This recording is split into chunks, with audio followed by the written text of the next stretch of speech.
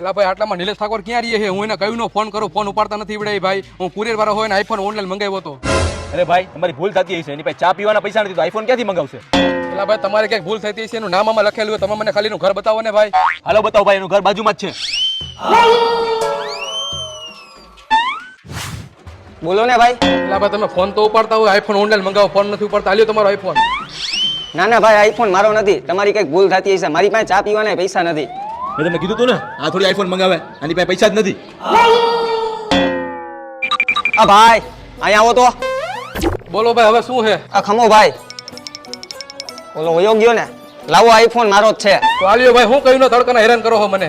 ભાઈ એમાં એવું હોય ને, ત્યાં આજુબાજુ વાળાના ઘણાયના બૂચ માર્યા એટલે હું આવું કરતો હતો.